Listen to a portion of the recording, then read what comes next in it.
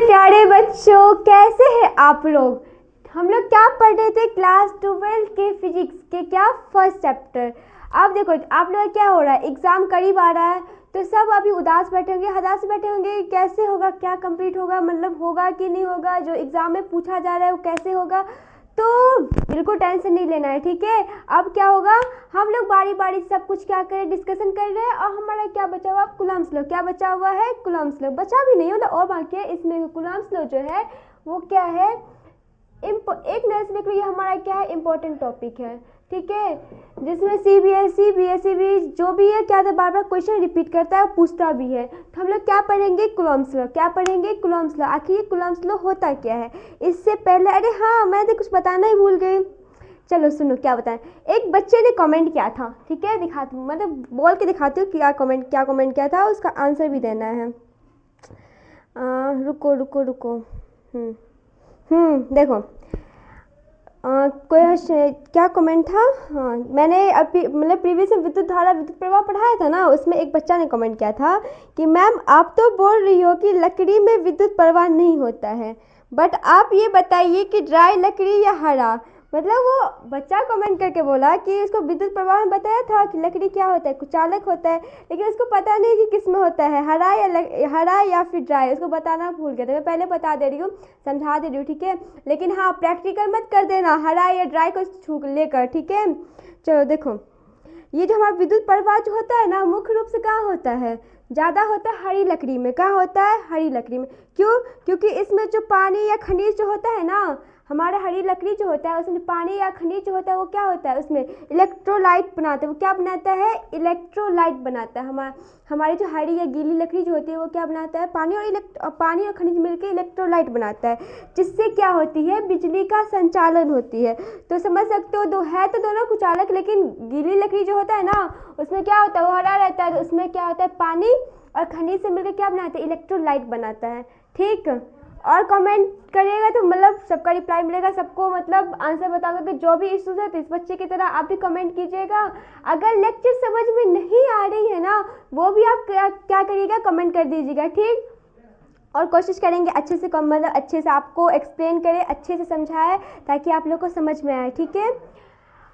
चलिए अब आते हैं क्या टॉपिक पे। क्या है हमारा आज का, कूलम्ब्स लॉ। क्या है, कूलम्ब्स लॉ क्या होता है। देखो ये क्या होता है, हमारा जो दो स्थिर आवेश रहता है उस पर क्या होता है, हमारा ये कूलम्ब्स लॉ लागू होता है। जब दो स्थिर आवेश रहेगा उस पर क्या होगा, हमारा ये कूलम्ब्स लॉ लागू होगा। उसमें भी ये होता है कि सबसे अधिक पास भी नहीं रहना चाहिए, सबसे अधिक दूरी भी नहीं रहना चाहिए। मतलब कि देखो 10 के पावर -15 जो है ये, और 10 के पावर 15 है ना, इतना भी शॉर्ट नहीं होना चाहिए, इतना भी लॉन्ग, मतलब उसका डिस्टेंस नहीं होना चाहिए। यहाँ पर क्या होगा, हमारा जो हमारा जो कूलम्ब्स लॉ है वो क्या होगा, लागू नहीं होगा। ना इतना शॉर्ट होना चाहिए, ना मतलब रुको क्या है, 10 के पावर -15 इतना शॉर्ट भी नहीं होना चाहिए, ना कि इतना लॉन्ग होना चाहिए कि हमारा कूलम्ब्स लॉ क्या हो, लागू ना हो, ठीक है। तो समझ में आया कि कूलम्ब्स लॉ जो होता है ना वो क्या होता है, दो स्थिर आवेश पे क्या होता है, लागू होता है। अब देखो क्या होता है, it states the electrostatic force of interaction of repulsion acting between two stationary point charge is given by। देखो क्या बोल रहा है, हम लोग पहले बता दिया था कि हमारा जो सेम रहता है, ठीक है, एक प्रजाति, ये क्या करेगा, अट्रैक्शन करेगा या रिपल्सन करेगा, क्या करेगा, रिपल्सन करेगा, क्या करेगा, रिपल्सन। देखो और यही पे हमारा क्या है, प्लस माइनस है, वो क्या करेगा, अट्रैक्शन करेगा ना, अट्रैक्शंस। देखो मेरे प्यारे बच्चों, अभी हम बता रहे क्या होता है। अभी हम लोग टीवी देखते हैं, ठीक है, एक बच्चा मतलब टीवी देखते हैं और रिमोट होता है, हमारा रिमोट होता है। तो रिमोट में क्या होता है कि देखो एक साइड प्लस रहता है, एक साइड माइनस रहता है, इधर प्लस रहता है, इस साइड माइनस रहता है, इस साइड प्लस रहता है ना। तो हम लोग क्या करते हैं, बैटरी लगाते हैं, सेल लगाते हैं ना, उसमें सेल लगाते हैं। तो कैसे लगाते हैं, देखो जिस साइड से प्लस रहता है उसे माइनस करते हैं, जिससे माइनस से क्या करते हैं, प्लस करते हैं ना, ऑपोजिट डायरेक्शन में। क्यों करते हैं, क्योंकि जो हमारा अगर हम सेम डायरेक्शन में करेंगे, सेम जो रहता है वो क्या करेगा, रिपल्सन करेगा। क्या करेगा, रिपल्सन। वो एक दूसरे क्या होगा, दूर खींचेगा, मतलब अट्रैक्ट नहीं करेगा, वो काम नहीं करेगा। वहीं पर हमारा जो प्लस है माइनस, ये क्या है, विपरीत है ना, ये अपोजिट डायरेक्शन से क्या करेगा, एक दूसरे को अट्रैक्शन करेगा। क्या करेगा, अट्रैक्शन। आपको ये समझ में आया, ये पॉइंट समझ में आया क्या बोल रहा है कि देखो कब वो अट्रैक्शन करेगा, कब रिपल्सन करेगा, जब वो प्लस माइनस रहेगा तो वो क्या करेगा, अट्रैक्शन करेगा।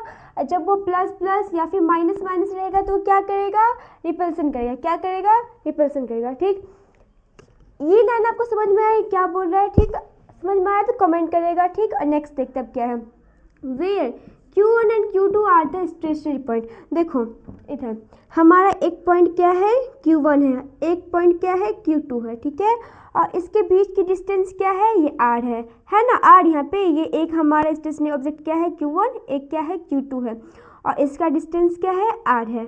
Q1 और Q2 क्या है, हमारा पॉइंट चार्ज है। क्या है, पॉइंट चार्ज। ये Q1 और Q2 हमारा क्या है, पॉइंट चार्ज। अभी देखो जब ये जो F2 है, हम एक चीज़ बता रहे हैं, जैसे कि F21 है ना, तो क्या होगा, F2 माइनस F1। ठीक, अगर F12 है तो क्या होगा, इसकी दूरी F1 माइनस F2 ये होगा। ठीक, जहाँ पर देखो F12 जो होगा वो क्या होगा, ये जो हमारा F12 वो क्या है, माइनस F21। ठीक है, ये लाइन। तो देखिए ये हमारा क्या है, Q1 एक पॉइंट चार्ज है, Q2 एक पॉइंट चार्ज है, दोनों हमारे क्या है, पॉइंट चार्ज है। इसकी डिस्टेंस क्या है, हमारा दूरी R है। ठीक है, दूरी क्या है, R है मेरे बच्चों। अभी देखो ये क्या बोल रहा है, देखो हम पहले बता दिए थे कि F12 बराबर क्या हो गया, बराबर माइनस F21 वेक्टर। देखो है सेम। उसके बाद देखो अब हम इसको समझाते हैं। ये जो हमारा कूलम्ब्स का नियम है वो क्या बोला है, दो आवेशों का गुणनफल। ये एक आवेश क्या है हमारा, ये एक आवेश हमारा Q1 है, और एक ये आवेश क्या है, Q2 है। इसके बीच लगने वाला बल, इसके बीच लगने वाला बल के क्या है, अनुक्रमानुपाती। मतलब उसके जो separation between the in the sorry where Q1 and Q2 are the stationary object. हम बता दें Q1 Q2 क्या है, स्टेशनरी ऑब्जेक्ट है ना मेरे बच्चों। और क्या है इसमें देखो, ये दोनों क्या है, एक दूसरे के मल्टीपल है। और फिर ये जो हमारा इसके बीच की जो डिस्टेंस है, ये जो हमारा दूरी है, ये दूरी है वो क्या है, वो जो है इन दोनों के बीच की देखो क्या है, व्युत्क्रमानुपाती क्या है, 1/r²। क्या है, इसके स्क्वायर से। डिस्टेंस जो है किसका है, इसके स्क्वायर है। अभी देखो अब दोनों को हम इक्वल करेंगे। ये हमारा क्या हो गया, देखो ये जो हमारा हो गया क्या हो गया, इक्वेशन फर्स्ट, और ये हमारा क्या हो गया, इक्वेशन सेकेंड हो गया। ठीक, तो देखो अगर हम हाँ यहाँ देखो equation first and equation second. ठीक, दोनों क्या करेंगे, इक्वल करेंगे, दोनों क्या करेंगे, मल्टीपल करेंगे, तो क्या हो जाएगा, तो F प्रोपोर्शन क्या है, Q1 Q2 मल्टीप्लाई क्या है हमारा, दोनों को इक्वल किया, दोनों को मल्टीपल किया, तो क्या हो गया, 1/r²।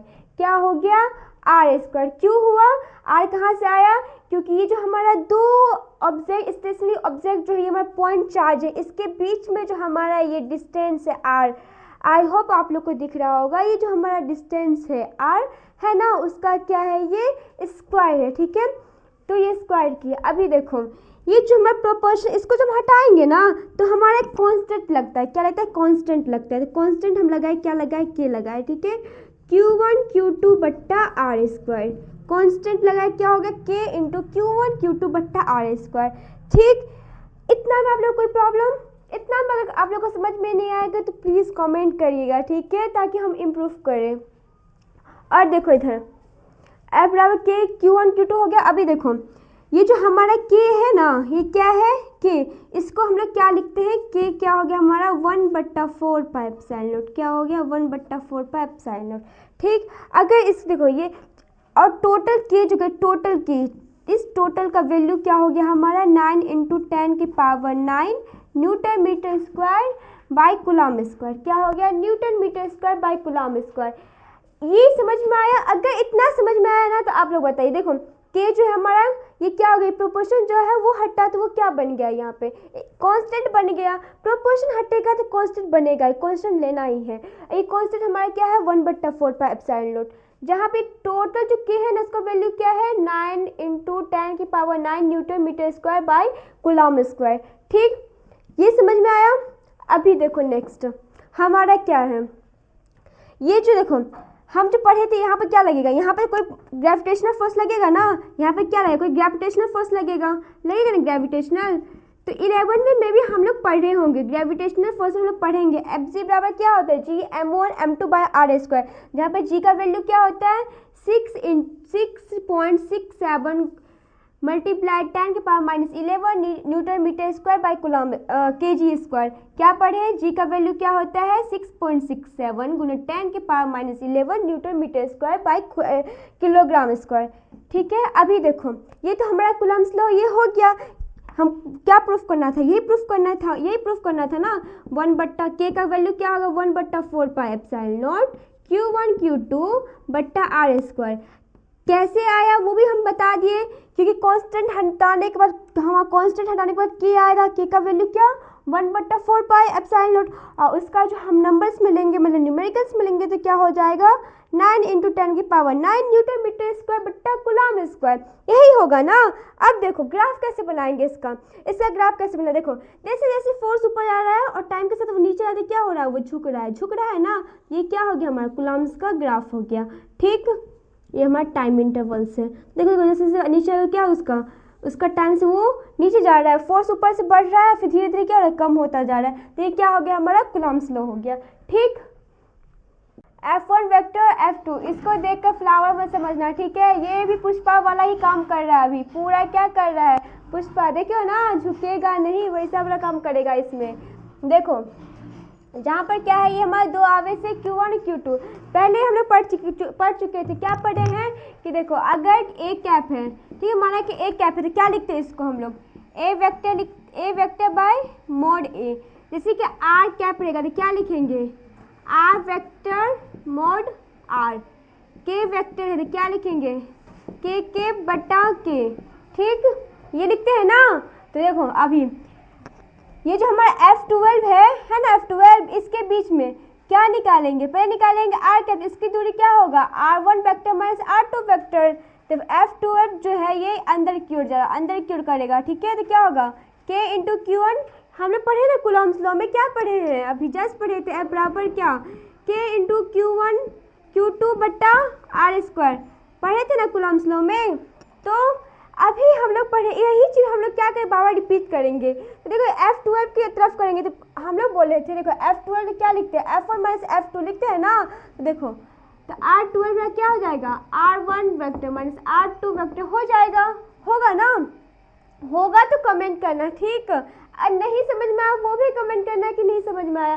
फिर से हम क्या करेंगे एक्सप्लेन करेंगे आपको, फिर से हम लोग समझाएंगे आप लोग को। ठीक है, तो R1 माइनस R2 का क्या हो गया होल स्क्वायर। पढ़े हैं यहाँ पर क्या होता है, इसका जो डिस्टेंस होता है उसका क्या होता है स्क्वायर होता है, तो यहाँ पर स्क्वायर करेंगे और इंटू R2 माइनस R1 क्या है कैप है। अभी देखो मैंने बताया कैप रहेगा तो क्या करते हैं ये लिखते हैं ना, जैसे ए कैप है तो ए वेक्टर बट्टा ए मोड होता है ना, तो वहाँ पर यहाँ पर सेम चीज़ हम लोग करेंगे के Q1 Q2 बट्टा R2 माइनस R1। ये जो है इसको हम लोग लिखते पहले, रुको ये लाइन को मुझे मिटाना पड़ेगा। देखो समझा, लुक एट द बोर्ड प्यारे बच्चों, यहाँ पे देखो के Q1 Q2 बट्टा क्या है R2 माइनस R1 का होल स्क्वायर है ना। इसको क्या लिख सकते हैं, इसको लिख सकते हैं R2 माइनस R1 बट्टा R2 माइनस R1। ये क्या हो जाएगा, ये क्या हो गया हमारा k × Q1 Q2 बट्टा स्क्वायर 1 है ना, यहाँ पे स्क्वायर 1, ये क्या हो जाएगा R2 माइनस R1 का होल क्यूब हो जाएगा ना मोड में, और इंटू R2 R1। ये हो गया, किस में हो गया ये हमारा F21 में।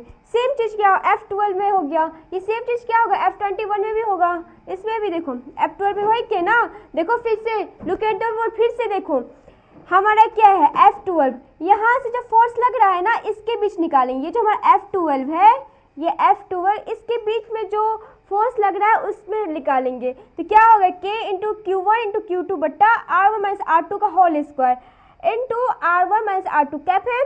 जब हम लोग पढ़े थे अगर जैसे कैप लगा रहा है एक कैप है तो क्या लिखते हैं, एक कैप है तो लिखते हैं ए वेक्टर बट्टा मोड ए, बट्टा नहीं बाई भी बोल सकते हो। ठीक है, यहाँ पे देखो ए वेक्टर जो है यहाँ पे कैप जो है तो क्या है A vector by mod A. लिखते हैं ना। यही पर हमारा क्या है, R1 minus R1 vector minus R2 vector cap लगा हुआ है। केप लगा हुआ है मतलब कि R1 vector minus R2 by mode R1 minus R2। यहाँ पे स्क्वायर है, यहाँ पे एक है, तो क्या हम लोग पढ़े हैं, अगर ए स्क्वायर मल्टीप्लाई ए रहता तो क्या लिखते हैं, ए क्यों लिखते हैं, लिखते हैं ना। यहाँ पर माना कि ये हमारा ए ही है, मान लो ये हमारा ए ही है, ये भी हमारा ए है, तो ए स्क्वायर ए क्या हो गया, ए क्यू हो गया ना। तो मतलब आर मोड में R2 माइनस R1 का whole Q into R2 minus R1। ठीक, ये सेम चीज़ क्या होगा, यहाँ पर अप्लाई हुआ तो यहाँ पर अप्लाई हुआ, तो ऐसे हम लोग क्या लिखते हैं, कूलम्ब्स लॉ वेक्टर हुआ। अब इसको कैसे ऐड करेंगे और हम नेक्स्ट में पढ़ लेंगे कैसे होगा। ठीक है, अब नेक्स्ट हम लोग क्या पढ़ते हैं, देखो लिमिटेशंस ऑफ कूलम्ब्स लॉ। ठीक है, बहुत इंपॉर्टेंट टॉपिक्स है, बहुत ज़्यादा इंपॉर्टेंट टॉपिक्स है। ठीक, पहला देखो क्या होगा, इसमें हम लोग ने पहले बता दिए थे, क्या बता दिए थे पहले ही, कि ये कहाँ लागू, कैसे इसका स्टार्ट होता है, जब ये दो स्थिर आवेश रहेगा। देखो Coulomb's law is true only for point charge but it is not true. Coulomb's law को इजी मत लेना मेरे बच्चों, ये एकदम राउडी है, राउडी। ठीक, Coulomb's law is the true only for point charge but it is not true for extended charge. बता रहे कूलम्ब्स लॉ जो है क्या है, दो आवेशों के लिए क्या है, लागू होता है। दो जो आवेश है हमारा, इस पर ही क्या लागू होता है, ये एक्सटेंडेड चार्ज के लिए नहीं होता है। सेकेंड देखो, it is true large for distance and small distance. देखो बट इट इज़ नॉट, ये क्या होता है, जब दो स्थिर आवेश है ना उसके लिए लागू होता है, उस पर ही ये क्या होता है, कूलम्ब आवेश चालू होता है। But it is not true for distance, लेकिन ये सच नहीं है।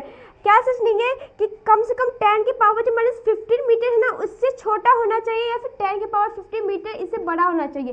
10 की पावर 15 मीटर और 10 की माइनस 15 मीटर, इतना छोटा इतना बड़ा पर भी कूलम्ब्स लॉ नहीं लागू होगा, और 10 की पावर माइनस 15 मीटर इतना पर भी क्या होगा, कूलम्ब्स के लॉ लागू नहीं होगा। मतलब सीधा है कि ज़्यादा बड़ा मतलब 10 की पावर 15 मीटर, इस पर भी कूलम्ब्स के लॉ लागू नहीं होगा। ठीक, और क्या हमारा 10 के पावर माइनस 15 मीटर, इतना भी स्मॉल पे क्या होगा, कूलम्ब्स के लॉ लागू नहीं होगा। मतलब ये इसके बीच में ही रहेगा, इसके बीच में ही क्या कूलम्ब्स के लॉ होगा। और हाँ, नेक्स्ट क्या है, थर्ड देखो, it is true only for charge at rest. ये एक ही चीज़ के लिए सही है, क्या है, ये जब रेस्ट में रहेगा ना चार्ज, तभी ये कूलम्ब्स के लॉ हम लोग क्या कर सकते हैं, अप्लाई कर सकते हैं। It is not true for moving charge, सीधी बात की जब वो आवेश स्थिर रहेगा, चार्ज रहेगा, तभी क्या होगा, वो लागू होगा, नहीं तो वो लागू नहीं हो सकता है। ठीक है, इस और हाँ, ये तो बहुत ज़्यादा इम्पोर्टेंट है, लिमिटेशन ऑफ कूलम्ब्स, तो बहुत ज़्यादा अच्छे से पढ़ लीजिएगा। और हाँ, मुश्किल चाहे कितने भी क्यों ना हो, मुश्किल चाहे कितने भी क्यों ना हो, हौसले अगर मजबूत हो तो मंजिल तक पहुंचना आसान हो जाता है। हौसले अगर मजबूत हो तो मंजिल तक पहुंचना क्या हो जाता है, आसान हो जाता है। सेम यही हमारा कूलम्ब्स लॉ है। ठीक।